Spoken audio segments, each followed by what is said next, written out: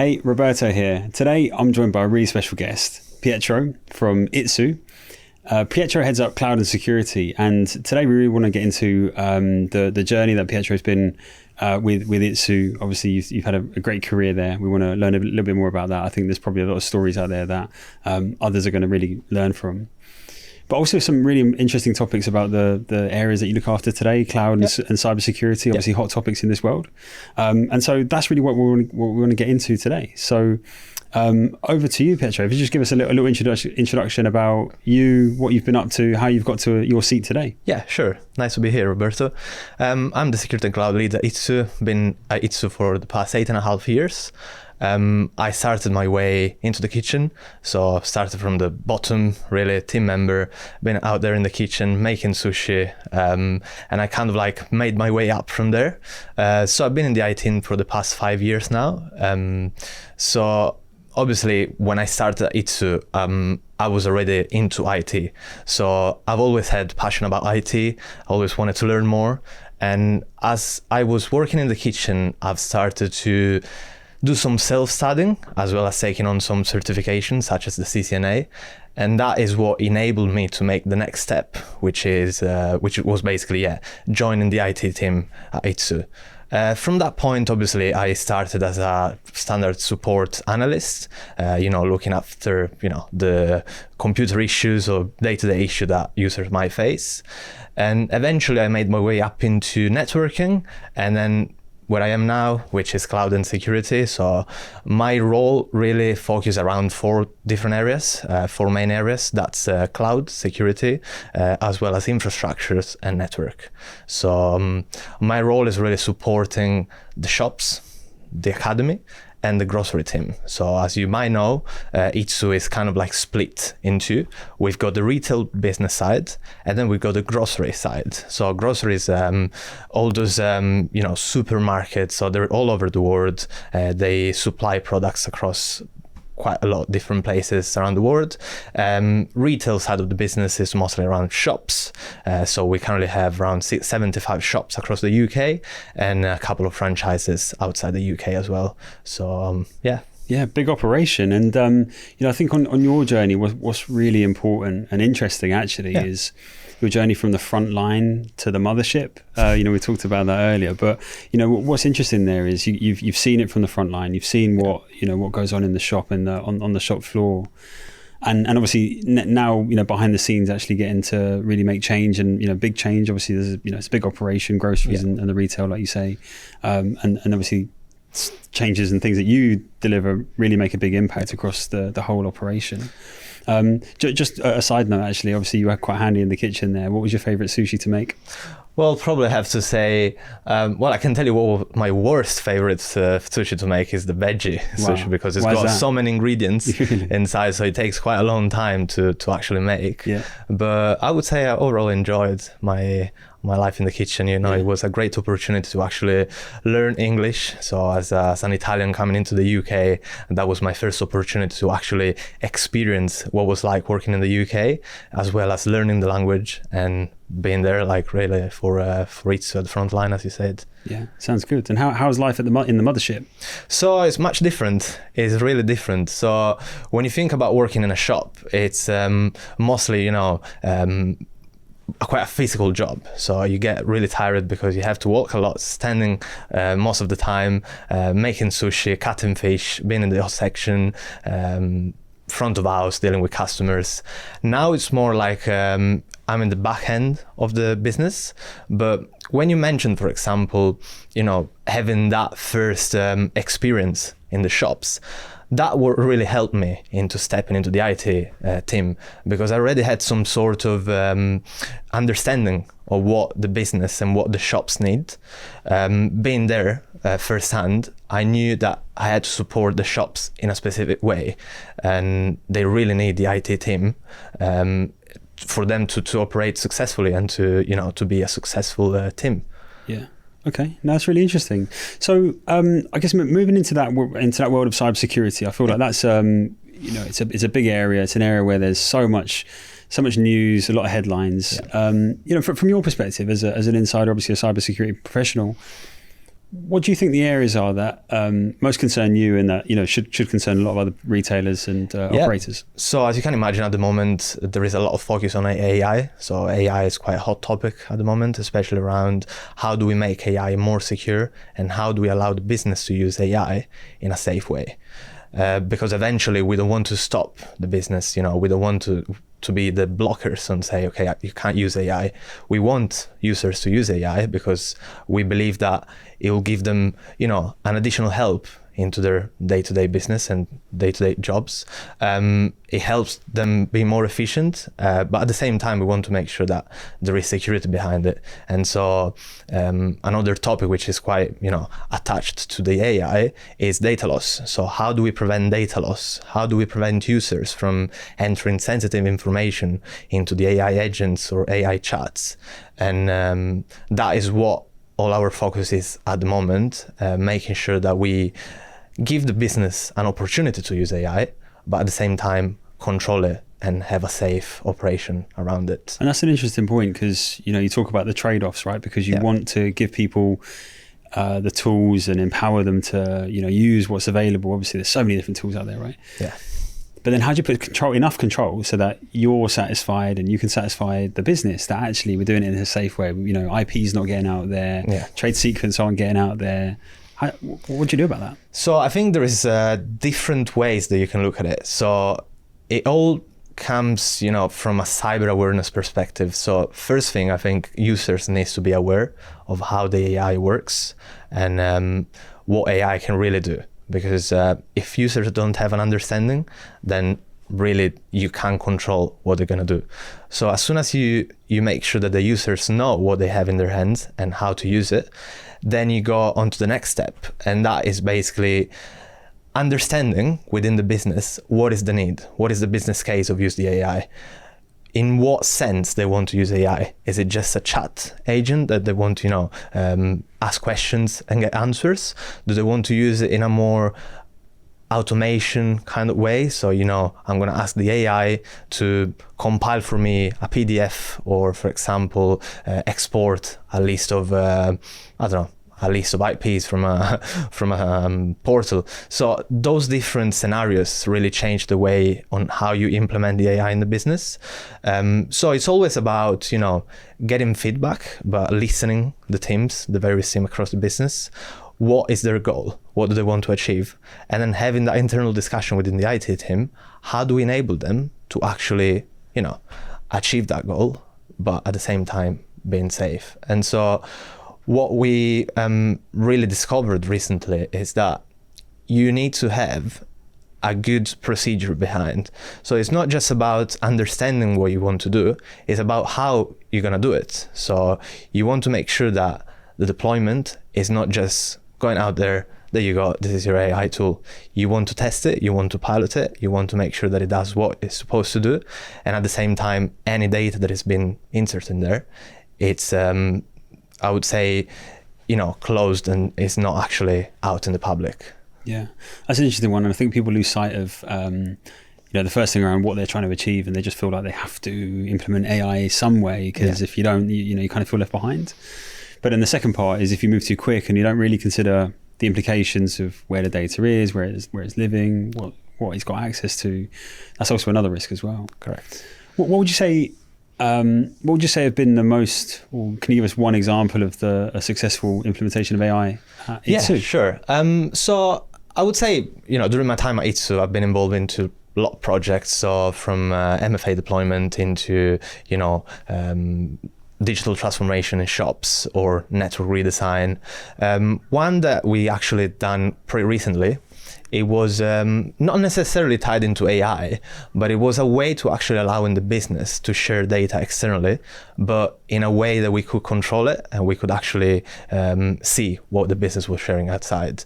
So in the past, everyone could just go into, WeTransfer or those kind of like file sharing platforms and share data with anyone. But as of like last year, we kind of like started to think, how can we actually control this?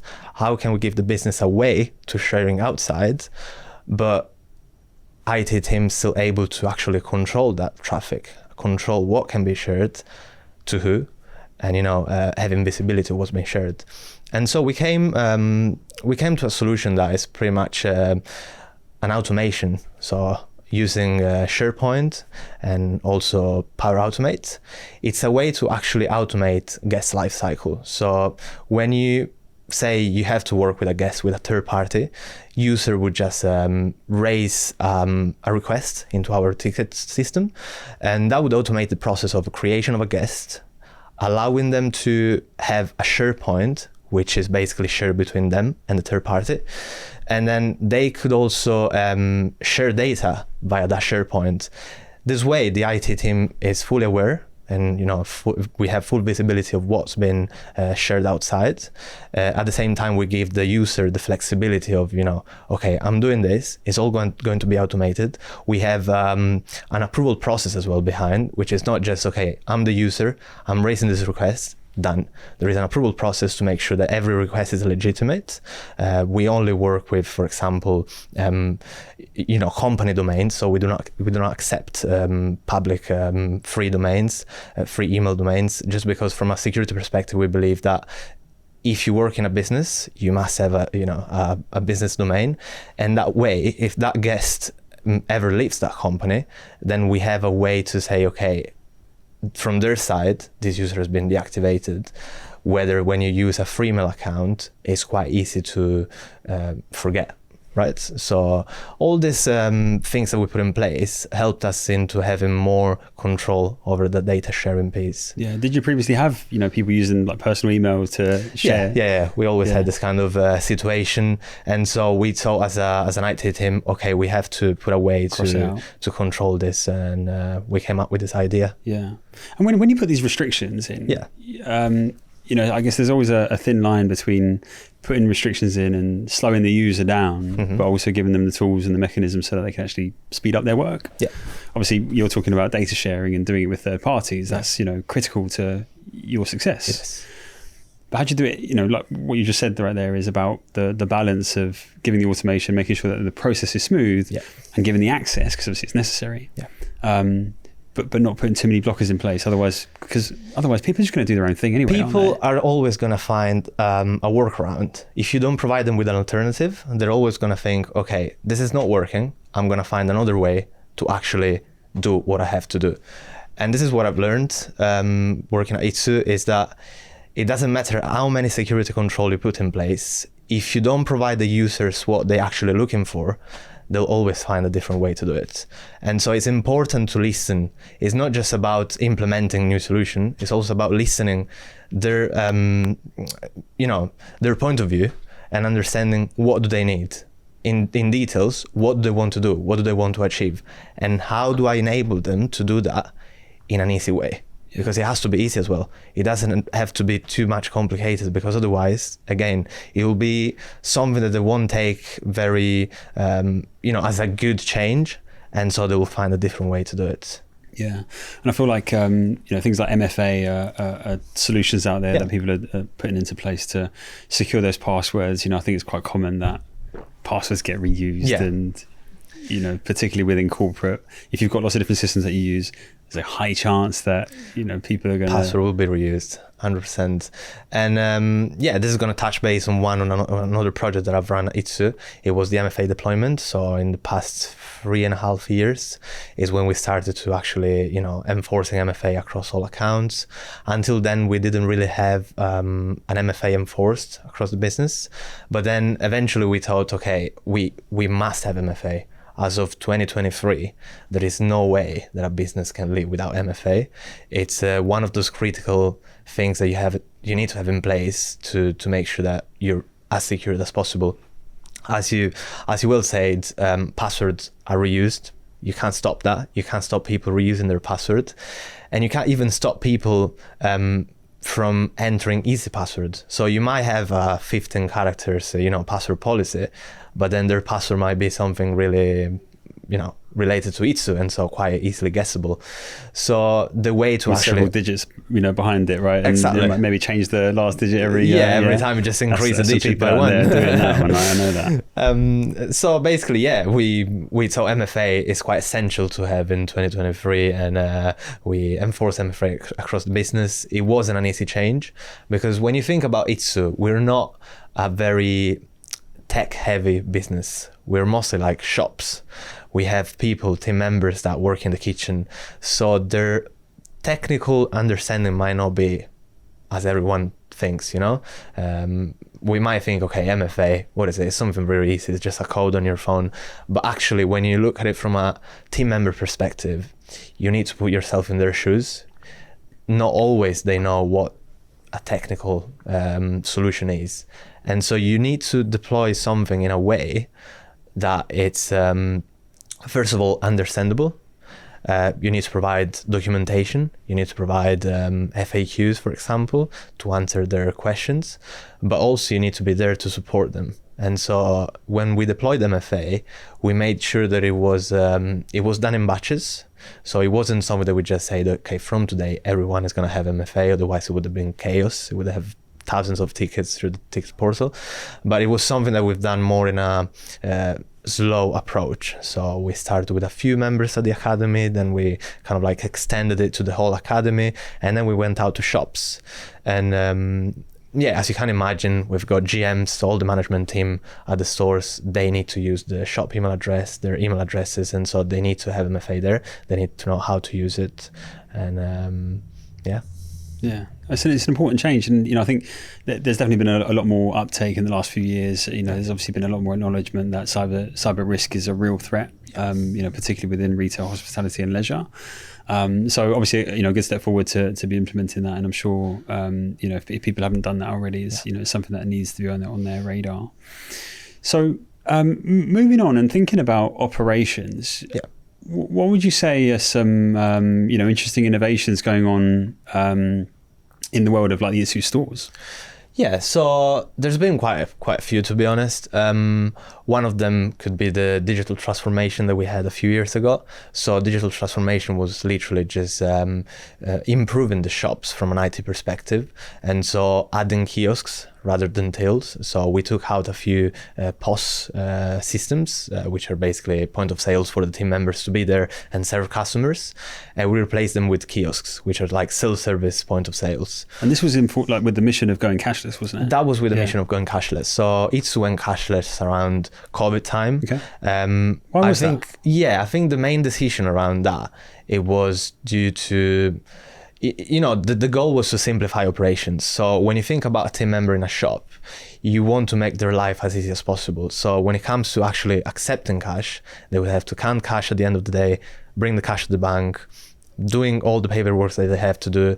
And that obviously caused quite a bit of overhead for their daily activities. So because we always say we're a store-led business, and we want to make sure that we give the easiest possible ways to our shops to operate efficiently.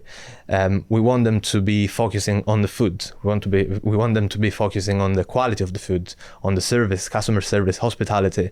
So we thought, okay, actually, if we remove the cash, it's going to be a thing less for them to do, and actually allowing them to focus more on their duties on site. Yeah, it's an interesting one because, I think COVID was a particular point in time when, going cashless became a bit more acceptable generally. Yeah. People didn't really want to be exchanging stuff. I think there was obviously some concerns there. But, since then, we're in a different time. But I feel like the cashless momentum's still gathering pace. There's still a few retailers out there that, will still continue to accept cash. But it's interesting that you guys, went wholeheartedly all in on cashless. We did, but that doesn't come as an easy change. So when we went cashless, obviously the business had to think about, this is not just going from accepting cash to actually only taking cards. We need to think about also from an IT perspective, what do we need to change? As you can imagine, going cashless is going to put more pressure on the IT systems in store. So, for example, network-wise, that's where we had to do a sort of redesign of the network. And so from the time that we went fully cashless, we had to provide stores a better reliability over the network. And so when before we actually had only 2 failover points, so you'd have your primary line and secondary line, we decided then to add a third backup, which is like a 4G SIM signal, because then at that point, if the store can, there is no network in the store, they can trade. It's not like, you can take cash as an alternative. You can't. So when you go cashless, you need to make sure that your network is fully reliable, because you'll be fully dependent on the network being active and running in order to take payment and transactions. Yeah, that's a big one. And just thinking about other changes that you might have had to make. Obviously, the IoT is a big thing, right? Yeah. And there's you've obviously got your kiosks, which are screens, and I'm sure you've got loads of other tech. Can you tell us a little bit more about some other tech going on? So as part of the digital transformation, it wasn't just around kiosks. So we also thought as a business, okay, what else can we bring into stores? So it wasn't necessarily from the IT team perspective, but other teams wanted to actually implement different solutions in stores, such as smart ovens, smart coffee machines, so that they could get telemetry data, they could get more data into, how many coffees am I selling per day? So that's the point where you actually have more and more devices connected onto the network. And from an IT perspective, at least from my perspective and security wise, you want to make sure that those devices are actually secure enough. And that's also when you want to maybe slightly redesign the network in a way that you can accept IoT devices, but at the same time, you're not exposing yourself out there and maybe allowing an additional path inside the network from the outside. Yeah, I think that often gets overlooked, particularly with IoT. Yeah. Because you buy a smart oven or you buy a kettle at home, you don't really think about those kinds of security layers to that wrap around that. You do for your phone, you do for your your other corporate devices, but that bit often gets neglected. Why do you think that is? It's things that people just take for granted. So you would think, okay, I've got a new washing machine, I'm gonna connect it to the Wi-Fi. That's it. It's working fine. I can magically turn on the washing machine from my phone at 1,000 kilometers away. But at the same time, you must think of what's inside your network. It's not just the washing machine. You've got other devices connected to your network. You've got your PC, you've got your phone.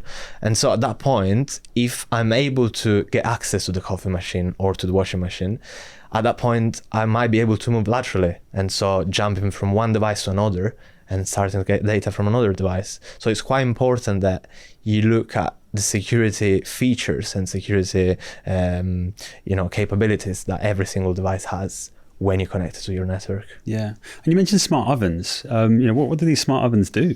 Yeah, so essentially the reason for itsu to have smart ovens is that kind of like to make the business more agile in terms of changes. So we might have like menu changes twice, 3 times per year. And when this happens, it's not just about putting a new item on the screens in the shops. There is a lot of things behind it. And so when you think about the ovens, we have preset kind of like cooking times, cooking methods for specific items. So when a new item get released to the shops or a new menu get published, we want to be able, or the food team wants to be able to make those changes in an easy way, remotely. And that's the reason behind having smart ovens allows them to make a change in a much easier way rather than going into each individual shop and actually changing the settings in the oven manually one by one. Wow. And obviously you worked in the kitchens a few years back. Did they have smart ovens back then? We didn't back then. So it was more of a manual process that, either the management team of the shop would do, or we would have someone from the academy visiting every single shop to actually make these changes. So, it's a big improvement in terms of people efficiency. How can we actually avoid people traveling around the whole country just to change an oven setting when you can actually do it remotely with a click of a button across all stores at the same time? Game changer, especially with 75 stores, right? Nationwide presence. Yeah. That's a hell of an effort for somebody to... And the plan is to expand as well. So eventually we want to be in a position where we can accept more and more stores without having that, blocker of how do we implement this, because that shop is going to be in the other side of the world. Then you want to have a way to actually make that change in a seamless way. Yeah, sounds good. And it sounds like you've got the same thing going on with coffee machines. There's probably some other kitchen tech. Coffee machines. I think we've got a few dishwasher as well. So there is quite a few IoT devices in stores, and I'm thinking that they're just going to increase as we go forward. So we as an IT team, we have to be ready to accept more IoT and ready to understand what's behind the IoT devices and how do we secure them. Yeah, it's good. And, one thing you touched on a moment ago was around, nothing getting in the way of trade. Obviously, IoT is just another, hurdle that you need to just navigate, manage and work around. But the cashless idea, that feels like a thing that you had to put some layers in place and some changes, some other considerations to make sure that nothing gets in the way of trade. Correct. Why is that so important to itsu? Yeah, itsu is, again, I'm going to say we're a shop-led business. We make money from the shops. We take transactions. We sell food. If you can't trade, you can't take transactions. You can't have customers paying. You lose money. So trading is the number one priority at itsu. From an IT perspective, and I guess from everyone in the business, we look at trading as the first, priority to support in stores. So it's important that everyone is aligned on this, and we all think the same.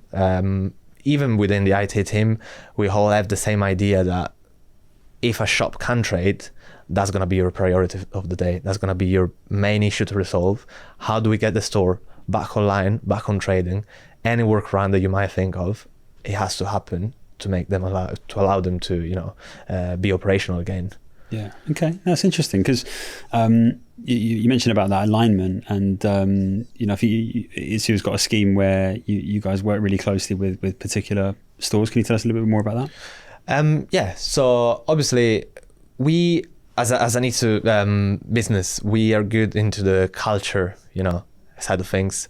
So we have a very good people team that thought of a way to actually be closer to our shop teams. How do we actually create that connection between the academy, the office, and the shop teams? And I think it's a really important point because you need to build trust between the shop teams and the office. It's not just about supporting them, it's also about that level of trust. They need to know that if something happens, you're there, you're ready to help them. And so the way we're doing it at itsu is by, I guess we have a few different ways to do it. So number one is we've got a shop day twice a year, which is basically everyone in the business, everyone in the academy goes back to the shops to work for a full day. They got you back in the kitchen. Back in the kitchen, exactly. So a full day in the kitchen, really helping the team. But at the same time, it's not just about working in the kitchen, it's about listening for feedbacks. So you go there and the intention is to basically understand or experience first person what's going on in that store. Is there anything that is not working properly? Is there anything that you might improve? And so you take that feedback back with you, and then you share it with the relevant team. And that's the idea behind it. It's not just us as an IT team collaborating with the stores, it's everyone in the business collaborating with each other so that we can all help each other, and we can pass on feedbacks. We can say, for example, I go to a shop, I see one of the sushi is not looking great, I will go to the food team and I'll say, I used to make this better than you. Yeah. So essentially it's, helping each other to actually have the shop succeeding. Yeah, that's interesting. Anything else? Any other initiatives you guys have to stay close to what's going on? Yeah, so we've got shop buddies. Cool. Shop buddies is another way of looking at the connection to the shops. Okay. So every single shop has got a shop buddy, which is a representative person from the academy. That is literally the first point of contact for that store. And in the same way that I was saying about the shop day, that person will be responsible to communicate any issue that the store is facing to the relevant team in the academy. Okay. That way we kind of cross the bridge between the shops and the office in a way that we have a trust. People know that we take their issues seriously, And then we just sort out this internally within the office. Yeah, and obviously, your remit is cloud and cybersecurity, right? But you'll take on calls and queries relating to any topic. Yeah, I guess like my main responsibility obviously will always be security, cloud infrastructure, network. But as a small IT team that we always are there to help each other. So if I ever need to jump into an issue in a store and the support team is not available, that's where we actually need to step up and go there, out on site, support the team. It doesn't matter, if you're a senior member or if you're, manager or head of, you're there for the shops to help them, and that's the most important thing. Yeah. Which one's your store? My store is City Road. City Road. Yeah, okay. which is in Old Street. Okay. And that actually was the store where I used to work before moving into the academy. Coming home. Yes, Yeah, pretty okay. much. And how's it performing? It is going well. Yeah, it is going well. And that was one of the shops where we actually trialed the digital transformation. So that was one of the first shops to have a kiosk a few years ago. And I had experience to actually have that first person in the shop, to have that kiosk. It was a great change.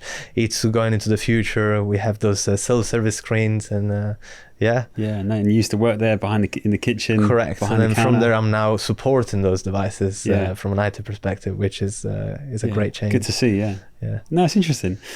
And looking forward, obviously, look, we're coming close to halfway through 2026. But what do you think are the biggest threats that people should be, wary of? Right. So there is two ways of looking at this. Obviously, one is from our internal itsu business side, and that's always going to be trade. Trade for us is going to be always the number one threat. How do we make sure that trade is not impacted at all in the shops? And that's going to be via network redesign, network improvement, any kind of like system changes when it comes to kiosks and tills, payment machines, and so on. When you look at it from an actual IT industry perspective, I think the number one priority or the number one threats at the moment is AI. So it's not just about the use of AI, but it's also about how AI is now used to actually perform cyber attacks. So the way the threat actors are using AI to perform cyber attacks is much more efficient. So what it would take weeks for them to do in the past, it now takes 10 minutes. Yeah, we saw Mythos is doing this, right? And, correct. It can just assess in seconds things that would have taken a long time. That's why I think having the right security products in place is vital nowadays. You can't really respond to an AI threat by just a human interaction, so just by human actions. You want to respond in the same way. You want to have some AI tools that help you into taking that response action immediately. And so it's really important to have those security tools in place that help you into kind of like mitigating those risks that we see nowadays. Another one is shadow IT. So shadow IT has always been there, but I believe from my perspective, it's one that is always overlooked. You want to make sure that your business is using the tools that it's supposed to use and is not using something in the background that you're not aware of and you'll never have visibility of. And this kind of like touched bases with the sharing tools that I've mentioned before. How do you actually, allow business to share externally without having that shadow IT or file transfer systems without you even knowing what's going on there? And then the third point probably would be data loss, which is again quietly attached with all of these points. But how do you prevent data loss? How do you make sure that the business doesn't share, sensitive data outside? And cyber awareness, it's a key point on that. Yeah. And what do you think the biggest opportunities are in 2026? Opportunities from a security perspective, you mean? Globally, obviously you talked about trade and you talked about within itsu, but then you've also talked about the broader. I think I always look at what my job currently is and what I can actually do to make it even better. One opportunity would be to actually start implementing AI agents in the business. So that's pretty much, touching base onto how do we allow the business to use AI, having that opportunity to actually deploy AI agents across the business, give you the flexibility to actually have some sort of AI, but at the same time, you control it. The IT team is aware of what's going on, and you have some security controls over it. Yeah. Wow. Okay. Yeah. So I think agentic AI is definitely the area. You know, you're hearing it a lot at the minute. But you know, the real life applications are the areas that we want to see more of, right? Yeah. Network resiliency as well. It's another one that never stops, you know, being up there in the list. We want to make sure that our network is as resilient as possible. We want to make sure that we are able to kind of like segregate the different areas of our networks. And so that perimeter access becomes more and more secure. And then also internally, how do you prevent lateral movement? How do you prevent people from, once they're in, what can they do? And that's something that you need to assess and you need to be aware of so that you can go straight into it and kind of like resolve it. Yeah, good. Thank you. Well, look, it's been a really interesting conversation, and you know, I think you've really taken us on a journey. You know, of you being at the front line, working, you know, in the main operation, and actually having broader visibility about, you know, cybersecurity, actually day-to-day operations, but actually still staying close to the day-to-day operations. I think that was really interesting, and actually an area that you know, I hope others are doing the same to really stay close to what's really important, and how does IT and cybersecurity, how does that align with the actual business goals and you know, improvement for the future. So yeah, thank you for joining us. Thank you very much. Appreciate that. And yeah, look forward to, you know, seeing how itsu carries on growing, and you know, looks like the global vision is going to be the next steps for you guys. So thank you so much, Roberto. Thank you. Really grateful for this opportunity. Thank you. And hopefully you join us on the next one.